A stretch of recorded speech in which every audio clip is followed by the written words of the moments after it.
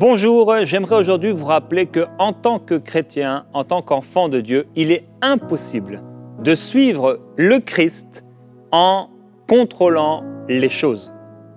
Nous ne pouvons pas contrôler les choses lorsque nous appartenons au Seigneur Jésus-Christ. Et depuis le jour où nous avons donné notre vie au Seigneur Jésus, ce n'est plus nous qui contrôlons, mais c'est lui qui doit tout contrôler. Et c'est ce dont on va parler aujourd'hui, juste après le témoignage d'un frère qui s'appelle Abdoul et qui vit au Togo. Il dit « Je suis un nouveau converti, j'étais musulman jusqu'en juin dernier. Le Seigneur m'a parlé à travers l'émission Prière inspirée de Jérémie et depuis je vis des choses extraordinaires avec le Seigneur Jésus. » Nous remercions le Seigneur Jésus-Christ pour toutes ces conversions. Mon fils a été réanimé à la naissance, ce qui a entraîné des problèmes neurologiques sérieux, des crises épileptiques fréquentes depuis que je suis devenu chrétien. Nous avons évité les urgences médicales car à 3 reprises, imposer simplement les mains au nom puissant de Jésus a suffi à calmer ces crises.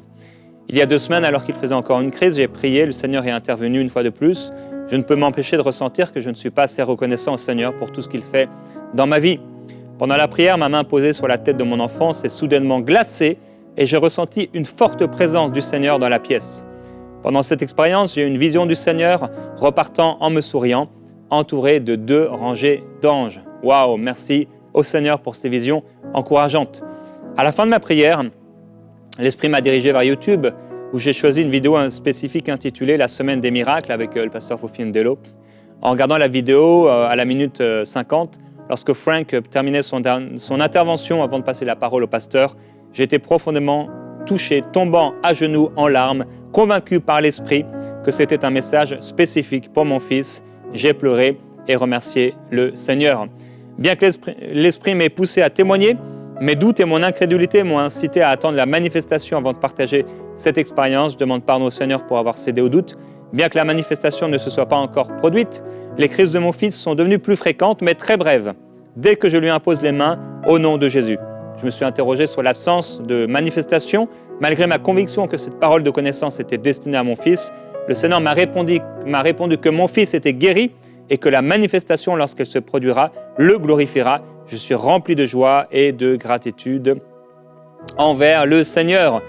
Alors on est reconnaissant, mon frère, que tu aies reçu le Seigneur Jésus-Christ dans ton cœur et je veux t'encourager à pouvoir tenir ferme par rapport à cette parole que tu as reçue, car oui, ton fils est guéri. Alors aujourd'hui, mon frère, ma sœur, je veux rappeler cette parole à partir d'un passage, on peut aller ensemble dans Matthieu tout de suite au chapitre 4, au verset 18, Matthieu chapitre 4, verset 18. Il est écrit, alors qu'il marchait le long du lac de Galilée, il vit 2 frères, Simon appelé Pierre, et son frère André, qui jetaient un filet dans le lac. C'étaient en effet des pêcheurs. Il leur dit, « Suivez-moi et je ferai de vous des pêcheurs d'hommes. » Aussitôt, ils laissèrent les filets et le suivirent. Il alla plus loin et vit 2 autres frères, Jacques, fils de Zébédée, et son frère Jean, qui étaient dans une barque avec leur père Zébédée et qui réparaient leurs filets. Il les appela et aussitôt, ils laissèrent la barque et leur père et le suivirent. Alors, qu'est-ce qu'ils ont laissé? Ils ont laissé quoi? La barque et leur père. Et ils l'ont suivi. Et ce n'est pas tout ce qu'ils ont laissé. Dans le texte, si on regarde un peu plus profondément, c'est vrai, le texte termine, en tout cas cette histoire, le passage termine en disant qu'aussitôt ils laissèrent la barque et leur père et le suivirent. Alors oui, ils ont laissé leur barque. Ils ont laissé leur père. Mais aussi, ils ont laissé leur lac sur lequel ils avaient l'habitude de travailler, de naviguer. Ils ont aussi laissé un peu plus loin, un peu plus haut, leur filet. Et leur filet montre aussi qu'ils ont laissé leur tâche, puisqu'ils étaient en train de réparer ces filets. Donc, qu'est-ce qu'ils ont laissé ce jour-là? Ils ont laissé leur lac, ils ont laissé leur filet, ils ont laissé leur tâche, ils ont laissé leur père, ils ont laissé leur barque. Et on pourrait dire aussi qu'ils ont laissé leur métier et leur style de vie. parce que tout allait changer. On pourrait dire aussi qu'ils ont laissé derrière eux leur gagne-pain, ils ont laissé derrière eux leur sécurité financière. En fait, ils ont quelque part tout laissé. On ne peut pas suivre Christ et avoir le contrôle. C'est pas possible. À partir du moment où tu as accepté de suivre le Seigneur Jésus-Christ, tu as accepté que quelqu'un d'autre aurait le contrôle. C'est plus toi qui contrôle, c'est plus toi qui dirige, mais c'est le Seigneur qui dirige. Il a le contrôle. Et on peut voir quelques exemples dans les évangiles où Jésus a clairement le contrôle. Par exemple, à un moment, il est écrit « Alors Jésus leur ordonna de faire asseoir la foule par groupes sur l'herbe verte. » Jésus donnait des ordres. À un autre moment, Jésus, voyant une grande foule autour de lui, donna l'ordre de passer à l'autre bord. Encore un ordre du Seigneur. Alors Jésus donnait des ordres à ses disciples. Et de la même manière, encore aujourd'hui, Jésus nous donne des ordres. Nous sommes ses disciples. Et le Maître nous donne des ordres. On entend peu parler sur ce sujet finalement. Quoi, Jésus donne des ordres? Oui, Jésus donne des ordres. Et si un père peut donner des ordres à ses enfants, de ranger sa chambre, de débarrasser le lave-vaisselle, etc., Jésus nous donne des ordres. C'est lui qui contrôle. C'est pas lui qui est en train de nous suivre, mais c'est nous qui le suivons. C'est lui qui contrôle. Et c'est lui qui doit contrôler nos vies. Et c'est lui qui doit contrôler ta vie. Et alors ce jour-là, Pierre et André ont tout laissé. Et maintenant, ce qu'ils suivaient, c'était plus la direction de la météo, du vent. C'était plus les lieux d'habitude de pêche, là où généralement les poissons venaient dans leurs filets. C'était plus ce qu'ils subissaient, des filets qui étaient en réparation, qui étaient abîmés, ou de la tempête, etc., ou de la volonté de leur père, ou du besoin des gens d'avoir du poisson. Ils ne suivaient plus qu'une chose, en réalité, ils ne suivaient plus qu'une personne, Jésus. Ils n'ont pas, et c'est certain, ils n'ont pas réalisé le jour même ce qu'ils ont fait. Ils n'ont pas réalisé la décision qu'ils venaient de prendre. Mais ils ont décidé de tout quitter et de tout laisser derrière eux. Quand on est venu au Seigneur Jésus-Christ, on n'a pas réalisé ce qu'on a fait. Alors bien sûr, d'une certaine manière et avec une certaine mesure, on a compris ce qu'on était en train de faire. Mais une chose qu'on a mal compris souvent, c'est qu'on lui a donné notre vie. Souvent, on a compris qu'il a pardonné nos péchés. On a reçu le pardon des péchés.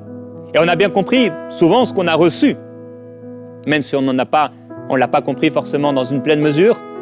Mais ce qu'on comprend moins peut-être, c'est ce qu'on lui a donné.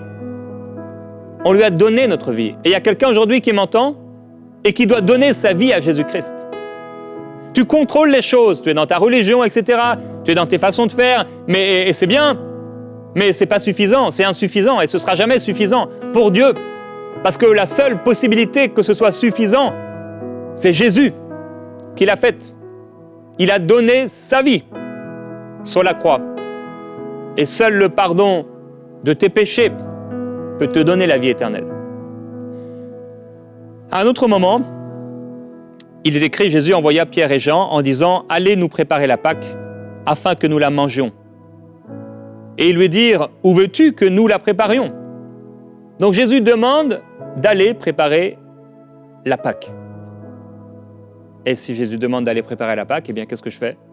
Je vais préparer la Pâque. À un autre moment encore, il dit « Partez, voici, je vous envoie comme des agneaux au milieu des loups. » Si Jésus dit qu'il faut partir, il faut partir.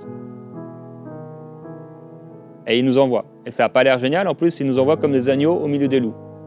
Mais si Seigneur Jésus, tu m'envoies comme ça, je dois partir. Ne portez ni portefeuille, parce qu'aujourd'hui c'est des portefeuilles, ni sac, ni souliers, et ne saluez personne en chemin. Waouh! Quelles instructions bizarres. Je dois saluer personne en chemin. En fait, est-ce que vraiment on est en train de suivre le Seigneur Jésus? Ou alors est-ce qu'on contrôle tout sur ce chemin? On dit qu'on suit Jésus, mais en fait on contrôle. Et dès qu'il nous demande de faire quelque chose qui ne nous plaît pas, on reprend le contrôle. On reprend la direction.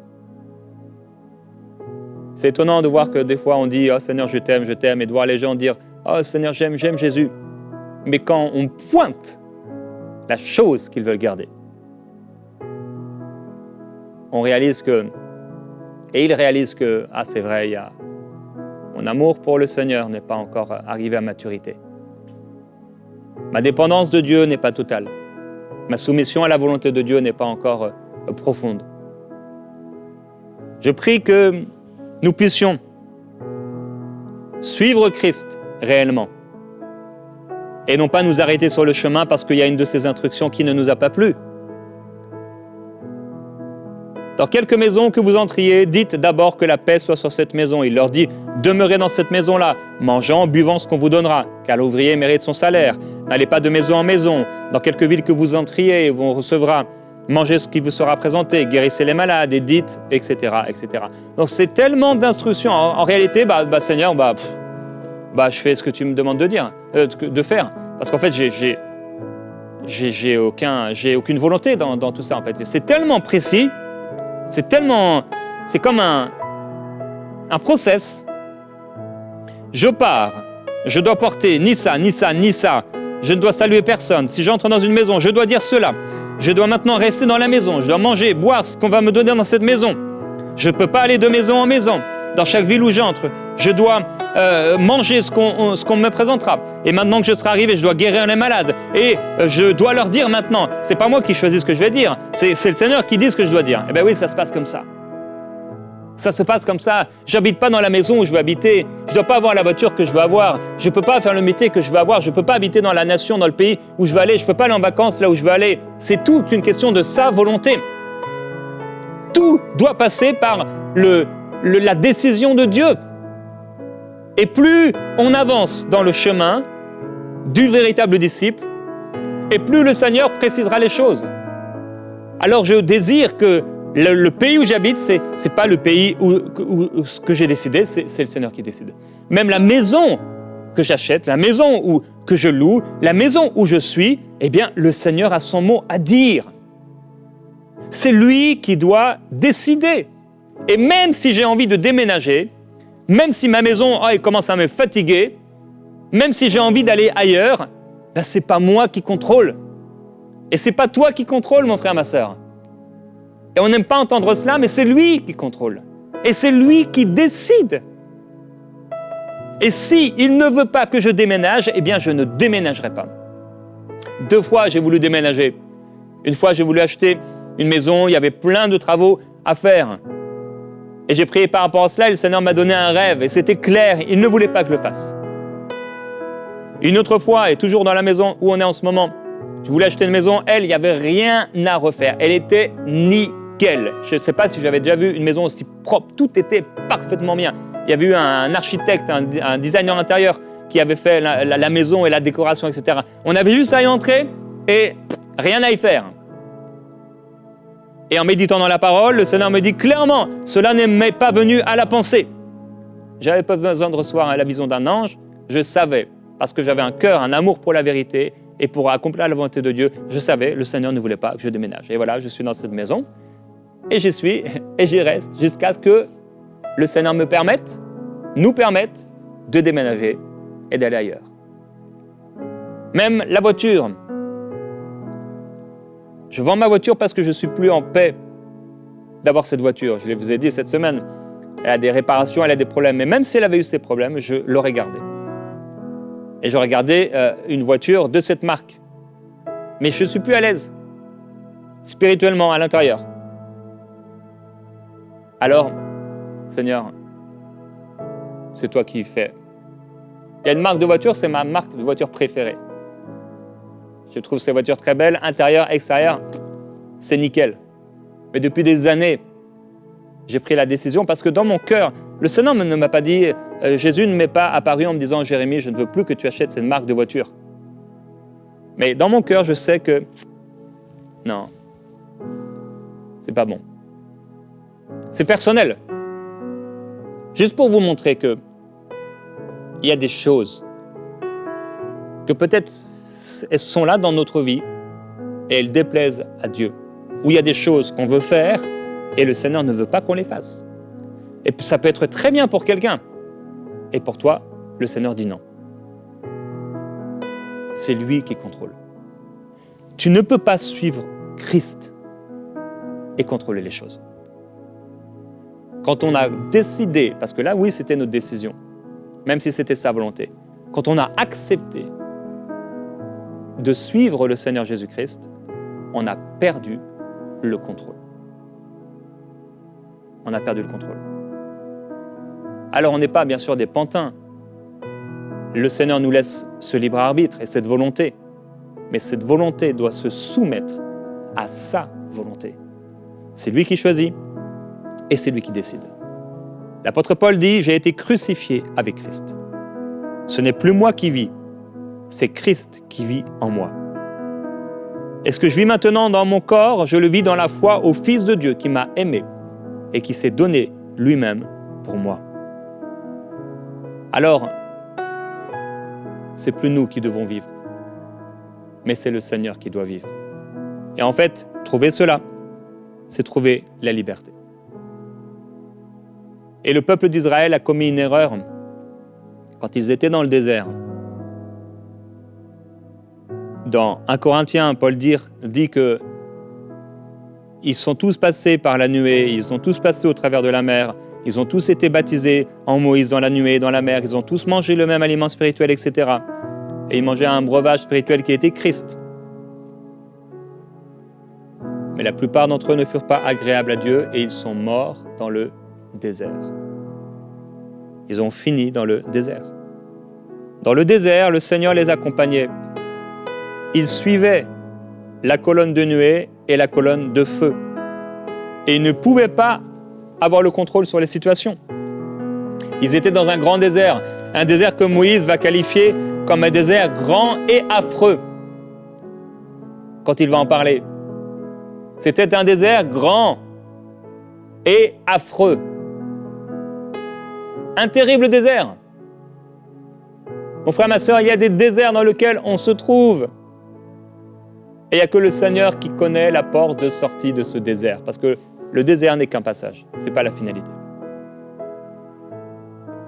Mais dans ce désert, il faut qu'on ait la bonne attitude. Alors tu es peut-être dans un désert aujourd'hui et tu ne sais plus à quoi t'accrocher pour tenir. Seigneur, j'ai plus la force de tout gérer ce que j'ai à gérer. Je ne sais pas si je vais réussir à tenir. Tu ne peux pas suivre Christ et avoir le contrôle. C'est lui qui conduit maintenant. Jésus dit à ses disciples, si quelqu'un veut être mon disciple, qu'il renonce à lui-même, qu'il se charge de sa croix et qu'il me suive. En effet, celui qui voudra sauver sa vie la perdra, mais celui qui la perdra à cause de moi la retrouvera. Et Jésus dit encore, je suis le cep, vous êtes les sarments. Celui qui demeure en moi et en qui je demeure porte beaucoup de fruits, car sans moi, vous ne pouvez rien faire. Est-ce que j'ai été assez clair dans cette démonstration que,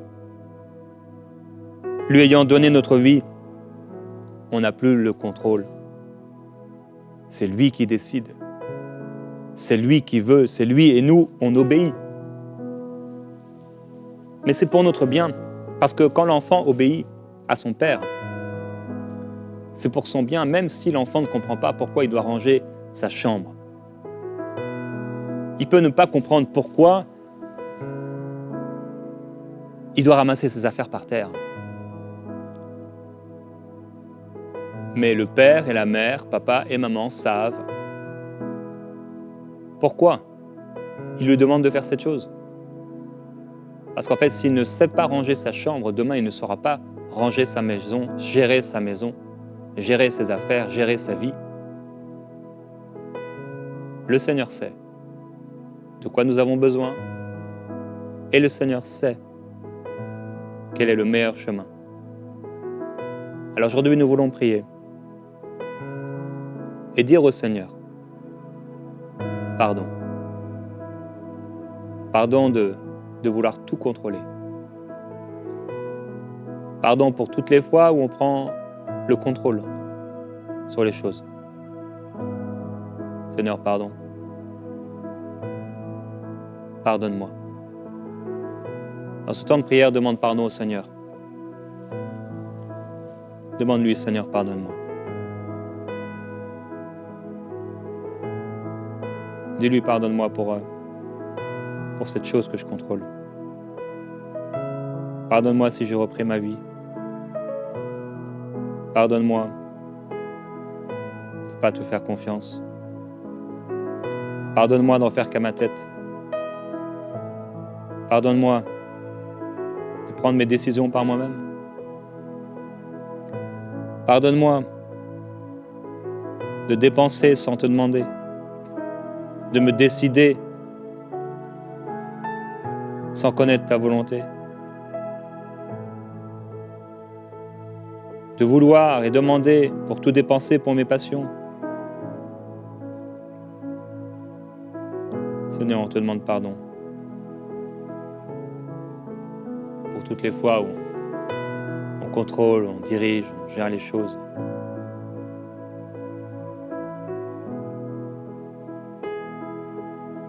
Apprends-nous encore à te suivre.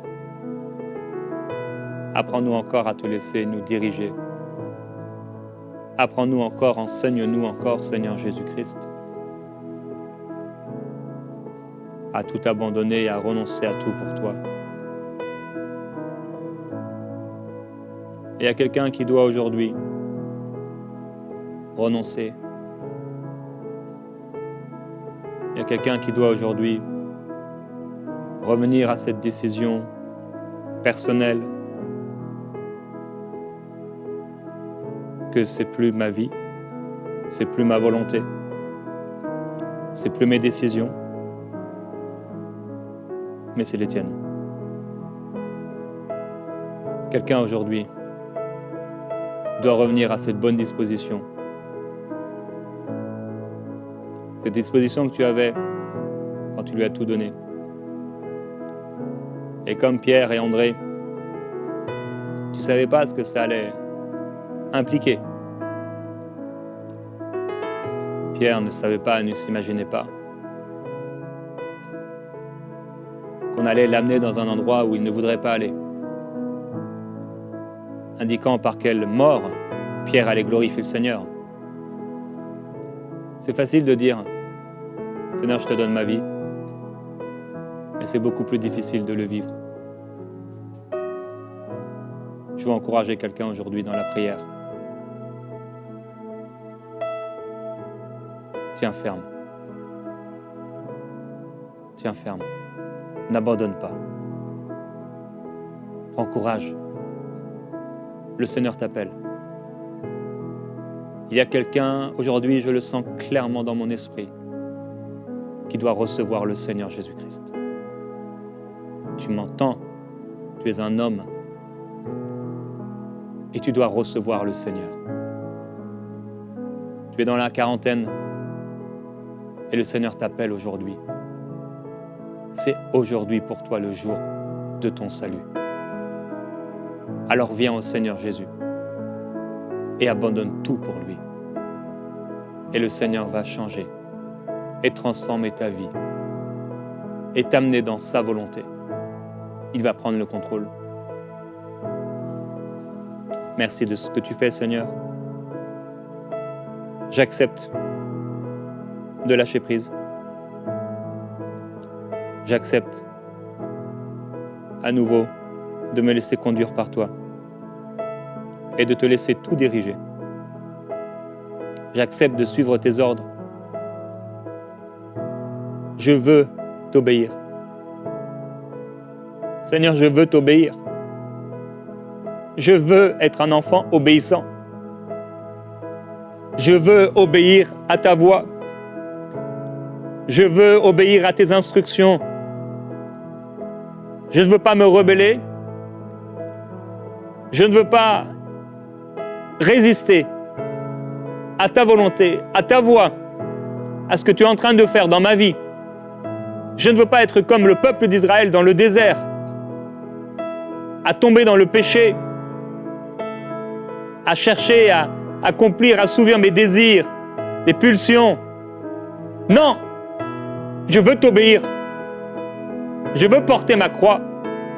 Je veux te suivre sur le chemin resserré. Je refuse de me donner une foule de docteurs selon mes propres envies. Des gens, des prédicateurs qui vont me caresser dans le sens du poil, qui vont m'amener dans des chemins larges, spacieux. Non, je choisis de t'obéir. Je choisis de ne plus rien contrôler. J'accepte d'être ton disciple. J'accepte ta volonté. J'accepte de me soumettre. Je me soumets à toi. Mon frère, ma sœur, dis-le au Seigneur, je me soumets. Je me soumets à toi.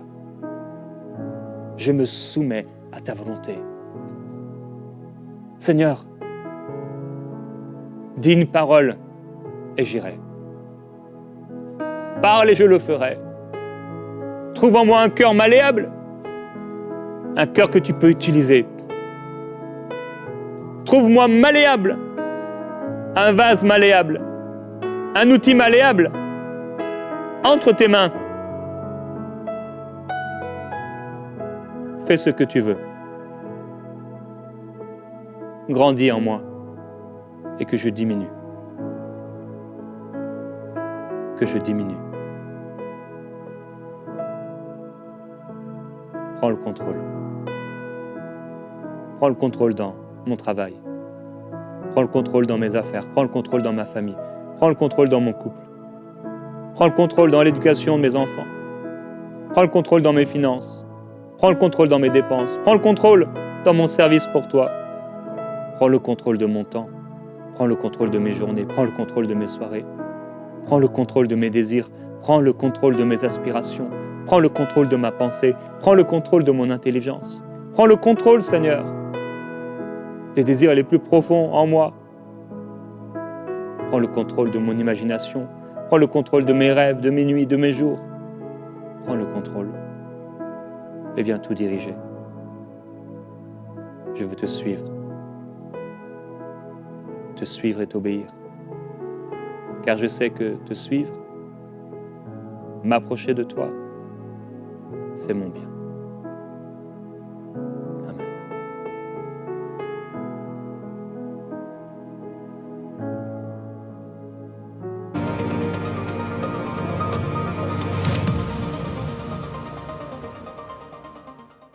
Lorsqu'on a reçu la vision d'enseigne-moi.com en 2004, personne n'aurait imaginé l'impact que ça allait avoir. On était les premiers à proposer des prédications de beaucoup de prédicateurs dans la francophonie, en audio et plus tard en vidéo. Beaucoup de gens ont été bénis, que ce soit dans les pays ou dans les îles, dans les capitales jusqu'au plus profond des petits villages. Ça a été un impact extraordinaire. Lorsqu'on a sorti la chaîne de télévision EMCI TV, là encore on a été dépassé par la multitude de fruits, de guérisons, de miracles, de saluts, de délivrances qui ont eu lieu à partir des émissions et de la chaîne de télévision 24/24 EMCI TV. Aujourd'hui, on sort l'application Ma Bible et on est persuadé, car Dieu nous a parlé, que cela va avoir un impact considérable partout dans la francophonie, mais même au-delà, et que vous allez être énormément bénis par cet outil. Alors, je veux vous encourager à devenir aujourd'hui partenaire avec EMCI pour que cet outil voit le jour et que nous puissions aller à une autre dimension. Merci à tous ceux qui aujourd'hui prennent la décision de devenir partenaires. Dès maintenant, faites partie des 20 000 partenaires mensuels qui porteront la vision d'EMCI et qui l'amèneront encore plus loin. Pour faire votre don, rendez-vous sur emcitv.com/20 000.